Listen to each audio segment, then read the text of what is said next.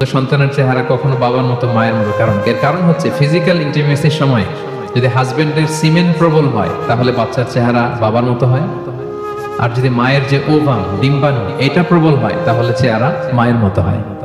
এই কথা শুনে আব্দুল্লাহ ইবনে সালাম চিৎকার দিয়ে উঠল, সে বলল, আশহাদু আল্লা ইলাহা ইল্লাল্লাহ ওয়া আশহাদু আন্নাকা রাসূলুল্লাহ।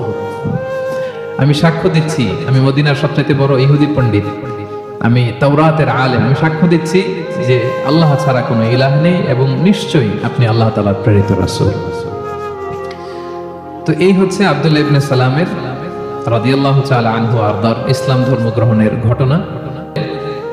সন্তান যখন হয়, সন্তানের চেহারা কখনো হয় বাবার মতো, কখনো হয় মায়ের মতো, এর কারণটা কি? এই তিনটা প্রশ্নের উত্তর নবী ছাড়া কেউ জানে না। আপনি যদি নবী হন তাহলে বলেন। আপনাদের কি মনে হয় রাসূল সাল্লাল্লাহু আলাইহি ওয়াসাল্লাম বলতে পারবে নাকি? হ্যাঁ, পারবে। রাসূল সাল্লাল্লাহু আলাইহি ওয়াসাল্লাম বললেন, একটু আগেই জিবরাইল আলাইহিস সালাম এই তিনটা প্রশ্নের উত্তর আমাকে শুনিয়ে গিয়েছে। ওয়া মা ইয়ানতিকু আনিল হাওয়া ইন হুয়া ইল্লা ওয়াহয়ুন ইউহা।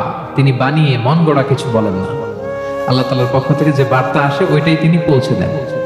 তো তিনি বললেন, শোনো, তুমি প্রথম যে প্রশ্ন করেছো যে কিয়ামতের সর্বপ্রথম আলামত কি, কিয়ামতের আউয়ালু আশরাতি সাআতি ফানারুন তাহশুরুহুম মিনাল মাশরিকি ইলাল মাগরিব। কিয়ামতের প্রথম আলামত হচ্ছে দাবানল, একটা আগুনের দাবানল দাউ দাউ করে জ্বলতে জ্বলতে মানুষগুলোকে পৃথিবীর পূর্ব প্রান্ত থেকে পশ্চিম প্রান্তে নিয়ে জড়ো করবে।